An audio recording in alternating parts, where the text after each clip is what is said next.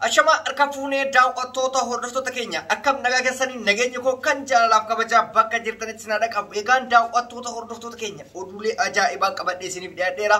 Hamma xumura qophii keenyaatti na waliin turaan affeerraa kooti. An Reedii Adam Tiubii namoonni chaanaalii keenya faarii taatan subscribe gochuun maatii ta'a. Egaan daawwattoota hordoftoota keenya seenaalee ajaa'ibaa wal fakkaatoo biyyoota keenya keessatti ta'amanii fi mootummaan abbaa irree yoomiyyuu kursii kanarra taa'ee akka namne keessumaayyuu waa'ee loltoota Taalibaan irraa isiniif hima jechuudha. Loltoota Taalibaan jechuun kan biyya Afgaanistaan keessatti argaman kan dhiyeenya kana waggoota 20 booda deebi'anii masara mootummaatti deebi'an humnoota Ameerikaa dabalatee humnoota badii biyya keessaa balleessuudhaaf akkasuma hidhamtoonni waggaa 10 ol waggaa hanga 20 hidhaman akkasumas namichi amma muummicha ministeeraa ta'eetiniin bakka bu'e jechuudha.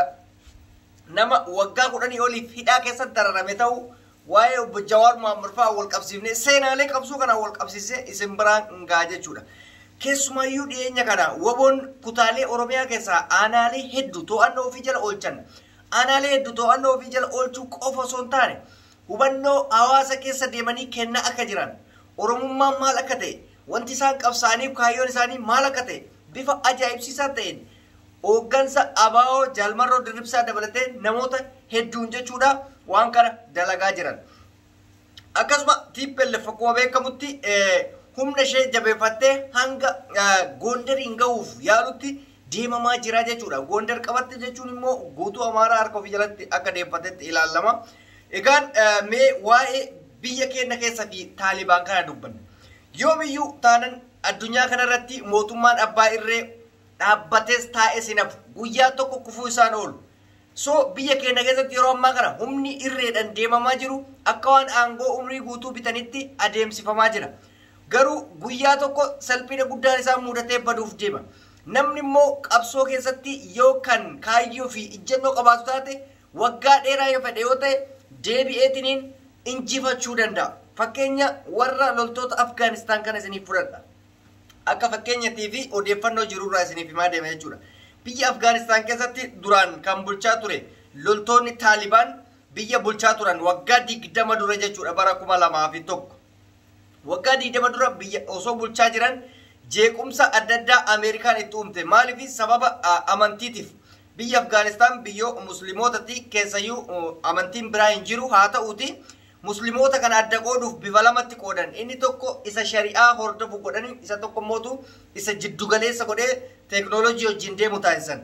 Ameerikaan yeroo kanatti warra shari'aa sirriitti kabajuusan balleessanii warroota teknoolojii wajjin deeman oomishuudhaaf erga gooteen humna adda addaa neetoo dabalatee biyyoota Faransaa fi German loltoota isaa achitti ceessuudhaan aangoo qabachiisanii Taalibaaniin ari'anii turan. Loltoonni Taalibaan abdii osoo hin kutin akkuma wayyaanee irratti lakki masara keessaa baanee waan biyya biratti enne baqanna osoo hin jedhin deemanii naannolee tokko tokko qabachuudhaan waraana isaanii gurmeessanii yoo xiqqaate loltoota 85,000 ol horotanii inni kun ajjeefamee inni kun hidhamee inni kun baay'isawee biyya Saadaam Huseen jechuudha. Loltoota hedduu harkaa ajjeefte Ameerikaan ammallee oduu abdiin kutin akkasumatti osoo deeman namtichi amma muummicha ministeeraa ta'ee eengadda masara qabate kun waggaa 10 oliif harka hidhaa ture jechuudha. Hidhaa mootummaa jala ture dararamee akka barbaadetti taphatanii achirraa erga achii bahee booda bosonatti deemee osoo addan kutin kutannoo cimaadhaan jaalala cimaadhaan hidhannoo guutuudhaan osoo dhukaasan Ameerikas ari'atanii Faransaas ari'atanii biyyoota neetoo hunda ari'atanii biyya ofii injifannoodhaan guyyaa dheengaddaa qabatanii jiran jechuudha. So abdiin kutamuun qabu qabsoo kana keessatti akkuma fakkeenyaaf obbo Jawaar Mohaammed fa'aa Baqqalaa akkasumas siyaasotni Oromoo hedduu mana hidhaa keessa jiran kana qabsoon hawaasaa itti cicha taanan jarri mana hidhaa keessa jira osoo hin jenne kutannoo guutuudhaan akka amma Jaalmarroo Dirribaa kutannoo guutuudhaan deemaa jiru kanatti yoo deemame mootummaan dhaabbatee nafu guyyaa tokkoon kufaa jechuudha. Warri abdiin kutin warroonni waggaa 20 guutuu qabsaa'an har'a bootaa isaatitti gaafa deebi'an baay'ee tokko gammachuu itti dhaga'amaa jechuudha. Wareegamtoota gatii wareegamtoota isaanii san argisiisanii jiran jechuudha. Nuti yoo har'a wareegamaa meeqa guyyaarra nurraa wareegamee gatii wareegamtoota kanaa yoo bishaan dhuge yoo gatiin qabaanne baay'ee nama dabbara baay'ee nama xiqqeessaa jechuudha. Akkuma amma jara sanii obbo Jawaar fa'aa namoonni hidhaa jiran hundi isaanii gadi guyyaa tokko gadi baanii mootummaa ta'uu danda'an akka Neelsaan Maandeellaa san Oromoon kanaaf jabaatee waraana ofii bira dhaabbatu qaba. Harki mootu wanni isin beekuu qabdan guddaan biyya harka qullaa mootummaa taatu takka illee hin jirtu. Mootummaa ta'uudhaaf hidhannoo qabaachuu qabda. Humna isa dhiibee kuffisuu danda'u qabaachuu qabda. Harka qullaa dhagaa kararra naqaa maaliidhaan immoo naga jedhamu sun hin danda'amu jechuudha. Argite warri Taalibaan afaanii funyaanitti hidhatee osoo abdii guutiin dargaggeessa gurmeessee loltoota 85 wajji biyyattii guutuu to'atee jechuudha. Osoo biyya to'atiin turaayyuu akkuma marroofa aanaalee hedduu to'atan kanatti jaris aanaa hedduu to'atan. Adeemsa keessa aanaalee hedduu to'atan Ameerikaan gaafa baatee jette kallattimaan masaratti of darbanii jechuudha. Ammas keenya kun sanumaan wal fakkaata. Jaalmarroofa aanaalee hedduu qabataa jiran. Argite guyyaa tokko mootummaan kun achi keessa of darbatee masaratti of darbuu dandeenya jechuudha. Kanaaf woboo jabeessuun gatii qabsaa'ota hundaaf kennuudha. Warra hidhaa keessa jiran sanillee abdii itti horuudha. Isiniif galee kana woboo jabeessuuf immoo maayinni hidhannoo isaan barbaachisu hidhachiisu qeerroo mootu achitti dabaluudhaaf yaalu wanti inni hin kufneef hin jiru mootummaan dhaabbatee nafu. Keessayyuu mootummaan gabroonfatan kasaba isaa biraa jaalala tokko hin qabne kasaba isaa biraa ejjennoo tokko hin qabne guyyaa tokko hin bulu jechuudha. Wayyaanee fudhadhaa Taalibaan dhiisatiniin aangorraa erga buutee waggaa 3 aangorraa buunee lakkii arrabnee ciifnee nyaannaa hin jenne halkaniif guyyaa osoo hin baqatin hidhannoo isaanii qabatanii magaalaa ofii keessa taa'aa turanii magaalaa ofiitirraa baanan ammallee hin bannu jedhanii Sahaaratti galanii waggaa 20 akka Taalibaan sana dootti furanne baatii 8 keessatti magaalaa ofiitti deebi'an. Ammas masaratti deebi'uu danda'an ejjennoo isaanii kana yoo abaa'oo jabeessitanii isin hin qabne. Akka wayyaaneen masaratti hin deebineef immoo nu maali kaayyoon gochuu qabna. Wayyaanee woboo jabeeffachuudha. Wayyaanee afaaniin itti fakkeessaa jalaan immoo waraana woboo jabeessuudha.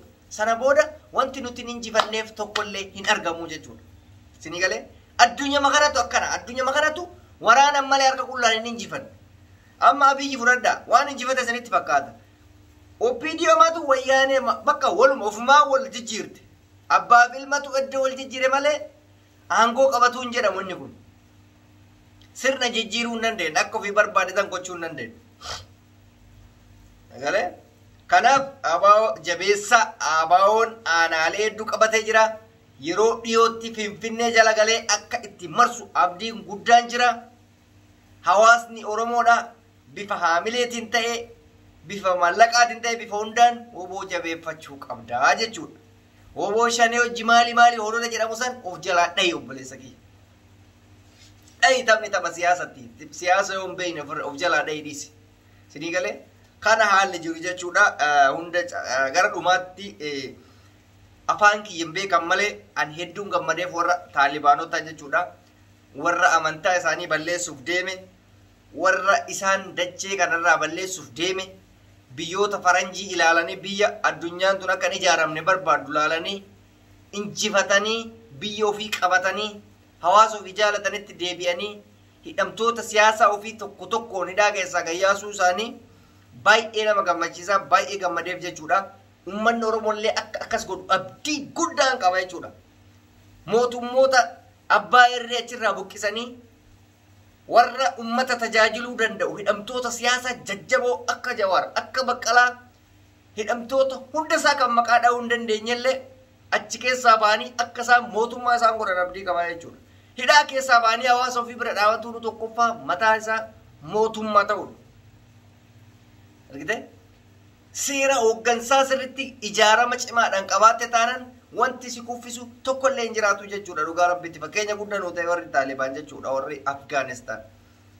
Argite kanaaf Oromoon immoo tokkummaa isaa qabaatee jennaan akka Afgaanistaan kana waggaa 20 osoo hin taane kan qabsaa'u waggaa takka ji'a 2 keessatti buqqisuu qabaa jechuudha. Qabsoos yoo taate waggaa 30-40 ol qabsaa'ee jira abaa'oon har'a miti kan eegale abboota keenya dura eegalee jechuudha. Itti milkaa'uu immoo kan qabu cichaa dura qabee deemu kana tajaajila adda addaa humna isaa horate akka waan san milkeessu abdii qabna. Egaan daawwattoota hordoftoota keenya qophiin arraaf qabadhee kana fakkaata. An reedii adamtuu. Namoonni akka tasaa chaanala keenya faayidaa taatee dhuftee subscribe gochuun maatii keenya ta'a nagaa irra nu tura turtii gaarii.